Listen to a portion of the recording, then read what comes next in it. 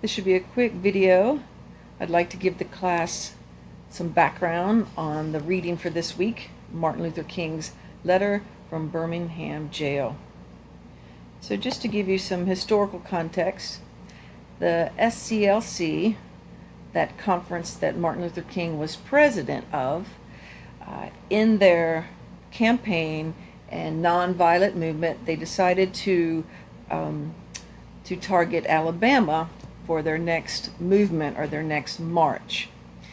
Now, some of the problems they faced included the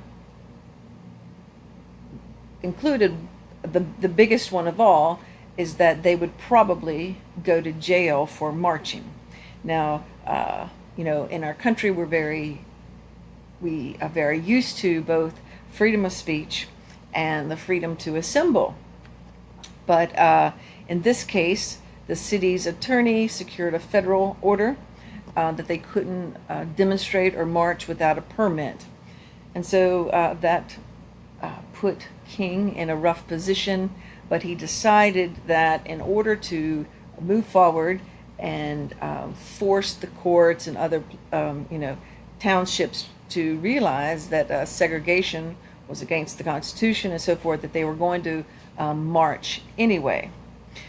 So he was arrested and decided not to post bail for a number of days, 8 days. So you might wonder why would he stay in jail? Obviously the food is not going to be any better.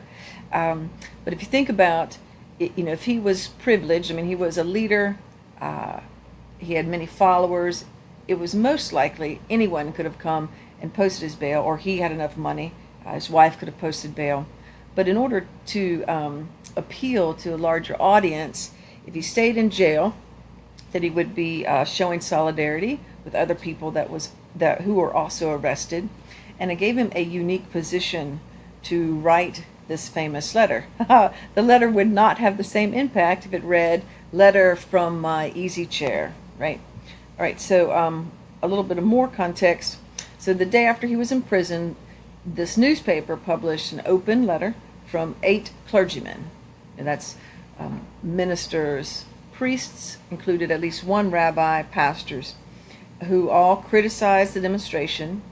And in response to their response letter, King wrote what is now probably the most famous open letter in American history.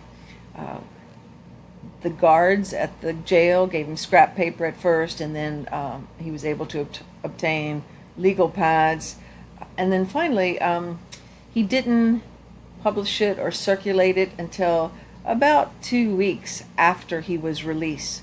And so it's true that it was written from the position of being in jail, but he did have time to, proofread it, spiff it up later.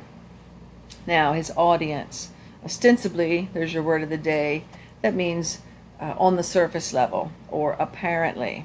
So ostensibly, it was written in reply to the 8 clergymen, but by making the letter open, then he was able to appeal to at least 2 groups of people. Those whites who were moderate, in other words, those whites who were kind of on the fence whether segregation should be eliminated or not, and then also black listeners who were afraid to march when they would be thrown in jail. So you might wonder, well, why would they be afraid? Well, for one, it was illegal, and if they were thrown in jail, they may not have been able to post bail, which meant then they couldn't go to their jobs and they could be fired. Then, you're looking at mortgage payment, car payment, all of that kind of thing. So this letter also provided a way to reach, of course, this very larger audience in a personal way. A letter is oftentimes a personal sort of genre, and in doing so, it's like we, the audience, were almost eavesdropping in on this letter, and so it has that nice tone. Please don't feel like you have to write this down, but I wanted to show you how his letter is structured. The copy you're getting is like in 10-point, very, very small and a little hard to read. Hopefully you can open that up. I really recommend printing it out. So basically there's a quick introduction, giving some credentials, which builds ethos, and then every single point that the clergyman made, then he addresses each one of those points, and then there is a conclusion. So this is an excellent way to offer a refutation or refute each point. So some things that I would like you to look at this week are rhetorical appeals to ethos, pathos, and logos. You may have studied this in other classes. It's really important to think about as we move into argumentative writing ourselves. One is ethos. So of course it's from the Greek, Aristotle's three words, and it really means appealing to the integrity of the character, that is the person writing or speaking, or this person's credibility. And so throughout the letter, I'd like you to look for ways that he demonstrates that he is a reliable narrator, that he is trustworthy, that we can believe what he has to say. The second is logos, which is strictly an appeal to logic or reason. So how does he argue that the illegal action of demonstrating without a permit should actually be considered legal? And of course, along with many of the injustices that blacks were experiencing. And then finally, pathos, which is an appeal to emotions or empathy. So let me give you just a quick little tidbit here.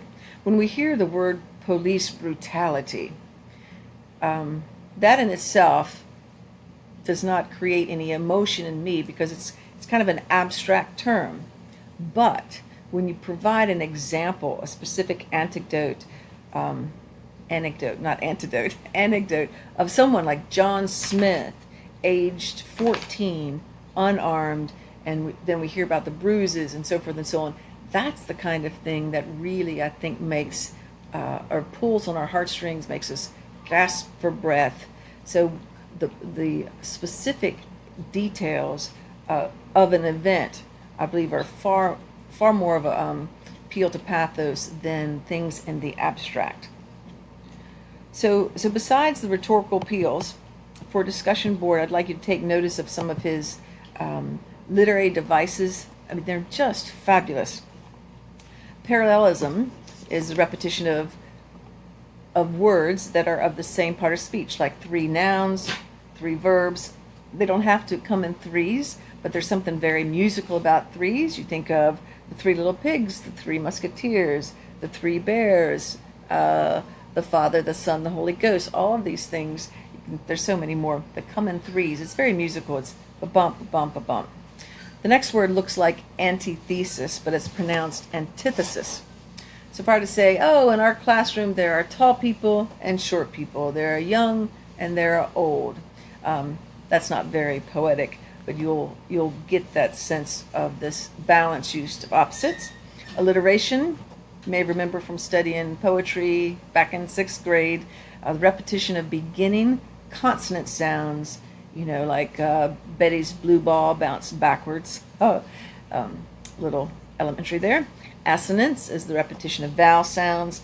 One, I recall from the letter, he writes something about the flood of blood. So it's, just the vowels that are rhyming. And then a few more. Anaphora is the repetition of words or clauses at the beginning of several clauses in a row.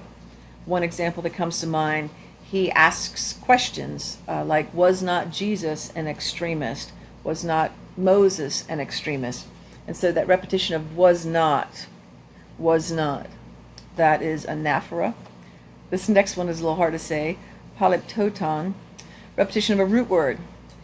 He uses phrases like the robbed, ed, and the robber, the noun.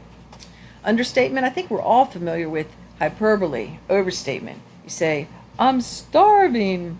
That's an exaggeration. Maybe you just haven't eaten lunch or breakfast. Equally effective is the understatement. So look for places where King says less than what he means, and then ask yourself, what effect does that have on the content and on perhaps the receiver's ears, our ears? And finally, similes and metaphors.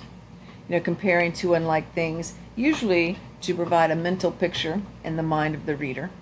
So if I were to say, Miss Critchfield's fingers are like sausages, immediately you can picture my stubby little fingers. If I just said I have stubby little fingers, that doesn't really, for me, it doesn't put much of a mental picture in my head. But to say sausages, bam, got the Jimmy Deans right on the end of my fingers. All right, so we're looking for at least two things. First, rhetorical appeals, and this musicality within his writing. Thanks, and I hope that this has helped a little bit.